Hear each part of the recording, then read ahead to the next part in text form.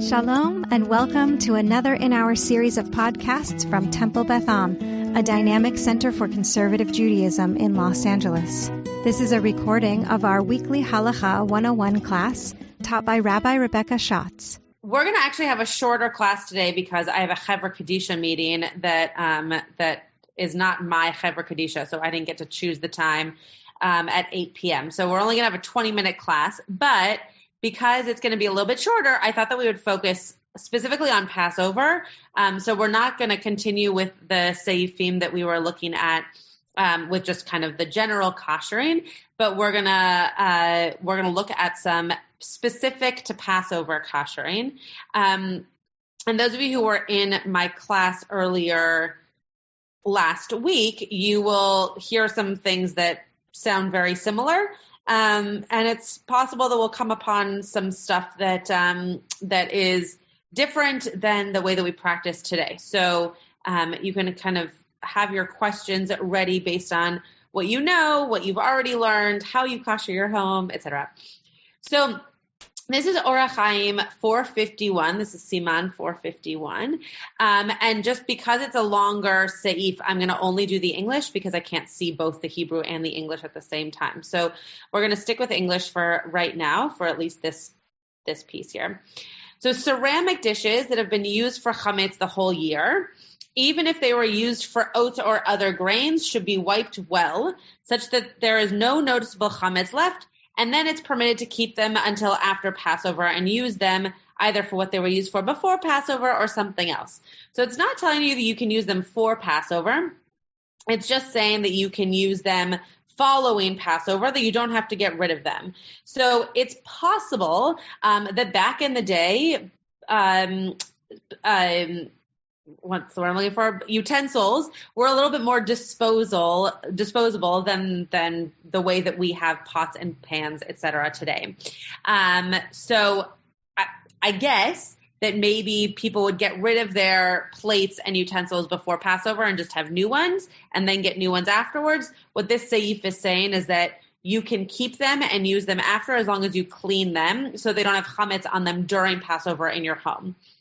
They should be hidden on Passover in a hidden place where one does not normally go, lest one come to use them on Passover. So again, you hide them so that you can't actually use them on Passover. You put them in a room and you hide the key. Very, a fun game for a child. Refiring it in fire does not work for any ceramic item that was used for hot things. So you might think that you could use a blowtorch for ceramic, but in fact you cannot because it's still ceramic. So you can't use fire for that.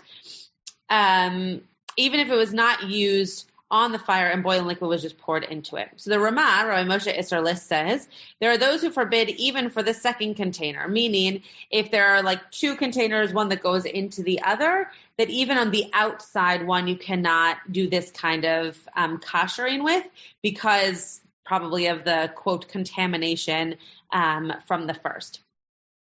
Even if they are filled with coals, we are concerned that one would be worried that the containers will crack, meaning that they would break, obviously, and will not do a complete refiring. So if ceramic breaks, it's even more porous than it was, obviously, before it broke, and thus chametz and other things can get inside it that you wouldn't want to have because of Passover, of the mitzvah of bal yireh and bal yimtzeh. You can't find it and you can't see it.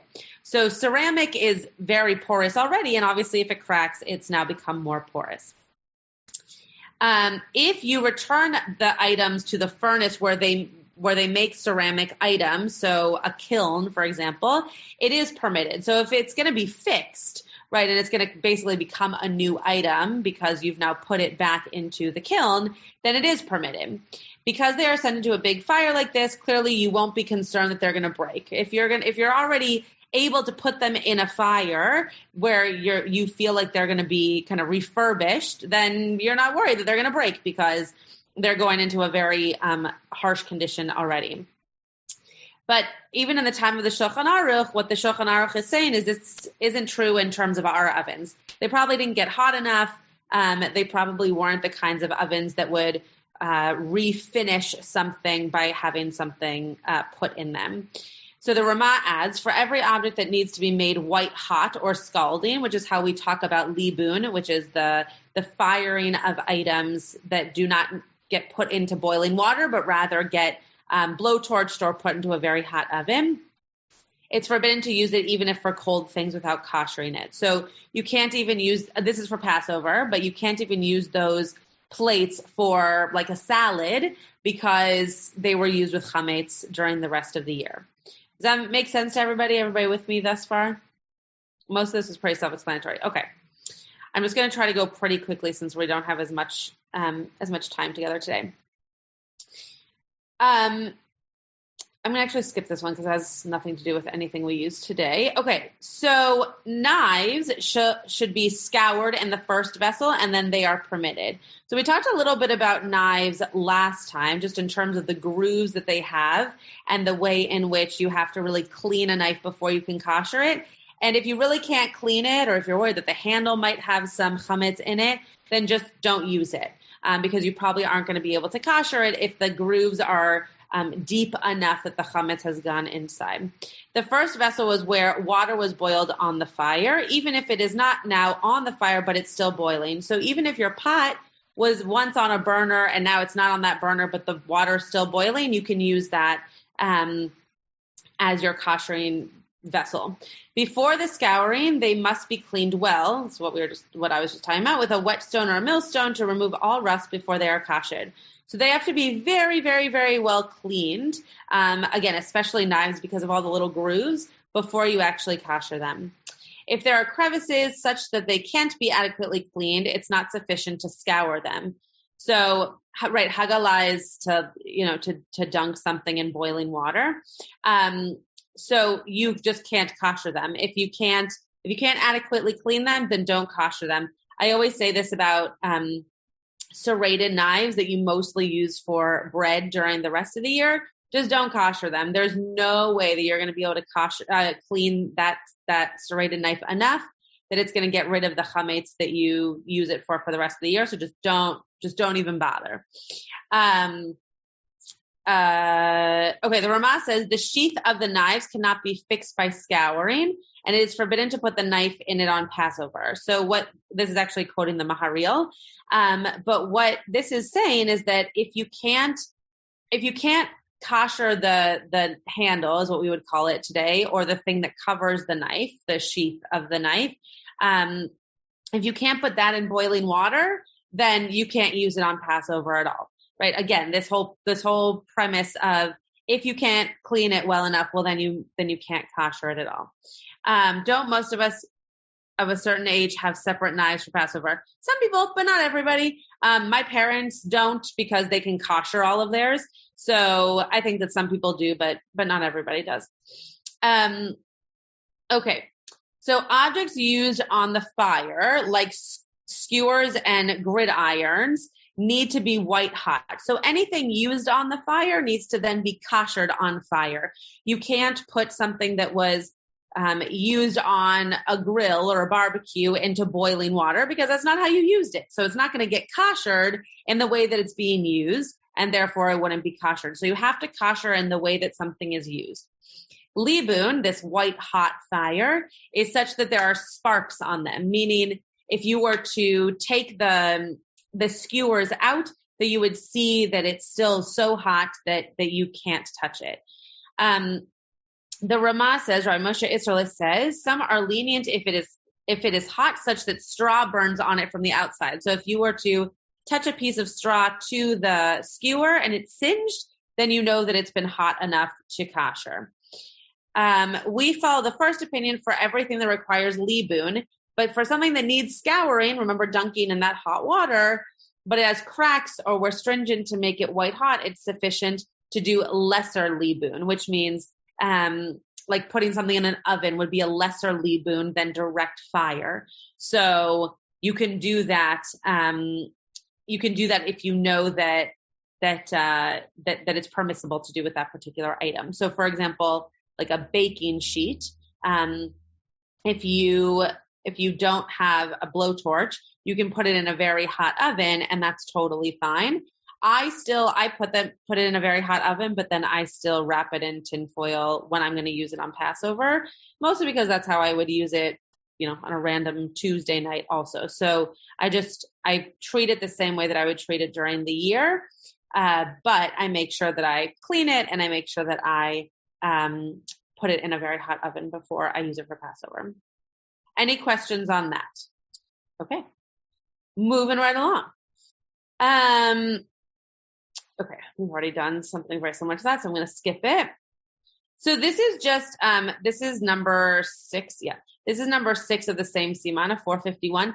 But this is just emphasizing that every object we kosher the way that it's used. So a spoon, you put into boiling hot water. A cup, you put into boiling hot water. A grill pan, you put into a really hot oven, or you fire it with a blowtorch.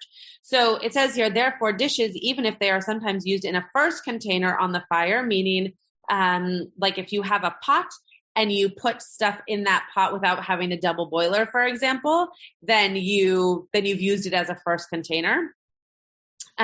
Because they are most often used by pouring from a first container, they should be koshered that way. So the first container then should be koshered. You've probably heard of kli rishon, kli sheni, kli shlishi when it comes to Shabbat. So what we're talking about here is kind of the vessel that has the most direct contact with the heat.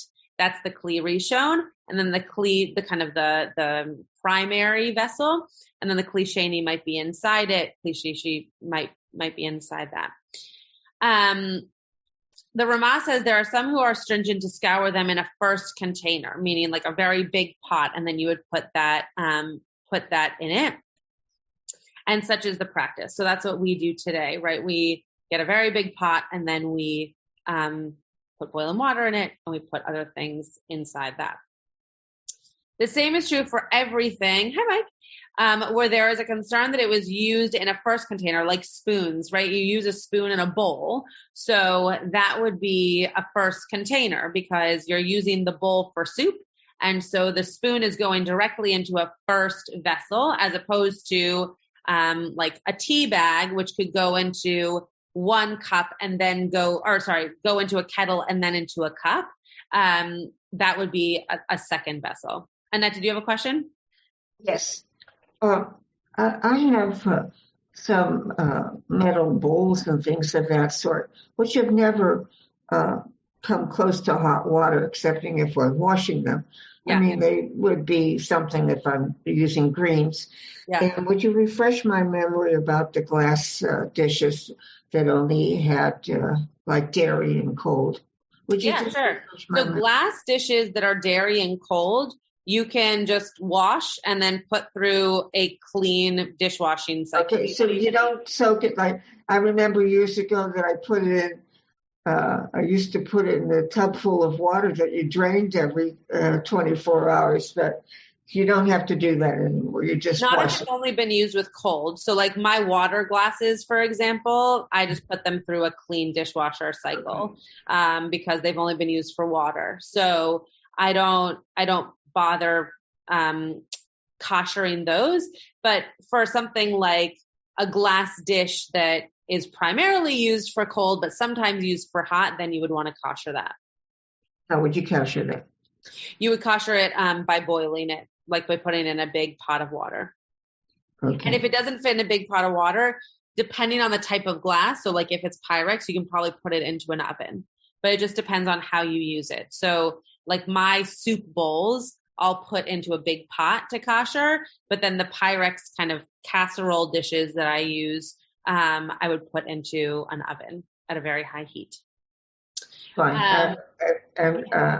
Do you kosher, let's say, vases that have just been on a table that hold flowers or something like that?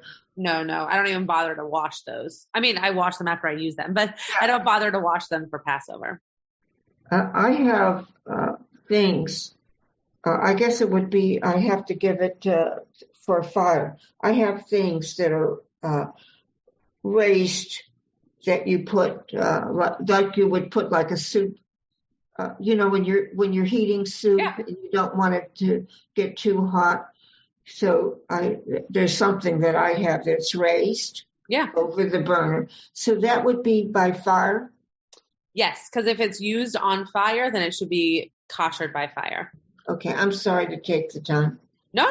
Those were great. Those were great questions. You didn't take too much time at all. Mike, just because you just got here, I just wanted you to know that we're ending at 8 because I have a Chevra Kadisha meeting with a different Chevra Kadisha. So I didn't get to choose the time. They chose the time. So we'll take another 8 minutes and then I'll let you all go a little bit early. Okay. Yeah, okay. Actually, Annette is about to answer that same question. There are some who are stringent to scour every cup, even though it is used for cold liquids, because sometimes it's used for hot liquids. So, for example, I know that my water glasses are never used for hot liquids because I have mugs, and that's what I use hot liquids in. So if you know that you really never use hot liquids in them, then they're totally fine to be considered just cold. If you use your mug for hot and for cold, then you have to kosher it as if it's had hot in it, because that's the more, weighty of the situations, whether it was hot or cold. So anything that's had any hot in it should always be koshered, but something that really has only had cold in it, you don't have to worry about. Years ago, when I first started being quite observant for Pesach, when we got new equipment, I always ordered new racks, new this, new that, craziness, but I also, there used to be a store here called Akron, and they had these great glass dishes. And so whatever I bought for the year, then I always bought like a service for 4 or 6 for Pesach, put it away. And you know what? It made life so much easier. You didn't have to worry about what you're kashering, every little thing. Right. Yeah, for sure. I have like my regular plates. I have some that are ceramic from when I was in college. And then I have some that I've got that are glass. And so for Passover, I have my own Passover set of dishes, but I supplement by koshering my glass dishes that I use, throughout the whole year. And I just don't use the ceramic ones. So you can also do that, right? Like you can supplement your glassware that you have from during the year to be able to use during Passover if you don't feel like you have enough actual Passover settings for your guests. Okay. Have a wonderful Passover. What'd you say? Have a wonderful Passover. Thank you, Annette. Everybody who's here. Everybody should have a good kosher Passover and a healthy one. Thank you. You too. Yeah, I hope to. I'm hoping for a happy one. Amen.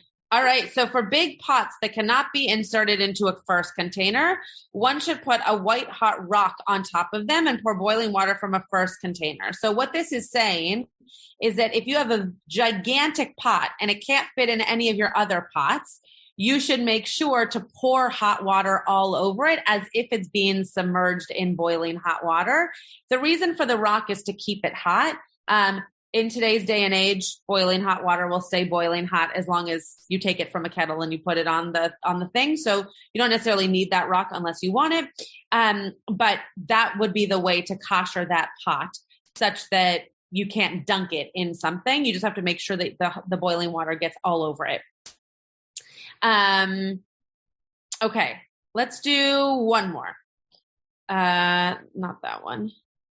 I'm trying to find a good one. Okay, a pan that is fried, meaning that you put oil in it to cook, right? So most of our pans these days, unless they're nonstick, and if they're nonstick, you can't kosher them because they have their own enamel on them. So that's a whole nother story. A pan you can kosher by dunking in boiling water. However, if it doesn't fit, what we're going to see in a second is that you can put it over fire, which is actually what I end up doing because mine doesn't fit in any pot that I own. Though this year, because Beth Am has Kashering, I might be able to finally do it in a big pot. We'll see. But it says if it is long, one side is put in the water, then you flip it and you put the other side in. So you don't have to have the whole thing fit in the pot at once, but you have to make sure that the whole thing at some point got into the boiling hot water. And then what it says here is how I know that I can also just do it with fire is that any libun, any hot, any fire that you're going to, like whether it's a blowtorch or putting in a very hot oven, that would singe straw is also sufficient. There are some who are stringent to do libun for a pan, but any libun is sufficient as long as straw burns. Okay, so as long as it's very, very hot. So as long as your pan would get so hot that it would singe a piece of straw, which most ovens will do. If you put a pan in it, it's going to be very, very, very hot. Or you could put it over a stovetop, especially a gas stovetop where it's direct fire, and then it will get also very, very hot.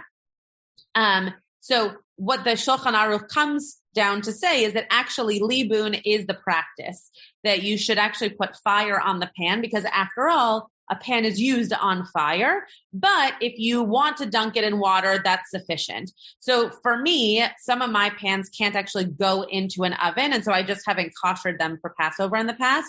So if that's the case, then I can take them to Beth Am on Sunday and I can kosher those pans, and then I can use them during Passover and not worry about it, not worry about not having to use them because I couldn't put them into the oven or on hot, on the fire directly. Any questions before I let you all go and I go meet about Chevra Kedisha? Okay. Sorry, this was very quick. Oh yeah, Diane, go ahead. No, I was just saying thank you and Chag Sameach. Chag Sameach, you're so welcome. Sorry this was a little bit quicker, but there's so much kashering stuff right now on the website about Passover that if you want more, you can find it on the podcast. And I will see many of you kashering on Sunday, and if not sooner. So have a great night. I'll see you all soon. You have been listening to another in our series of podcasts from Temple Beth Am, a dynamic center for conservative Judaism in Los Angeles. If you enjoy these podcasts, we invite you to write a review on the Apple Podcast site or wherever you get your podcasts. For more information about Temple Beth Am Los Angeles, go to tbala.org.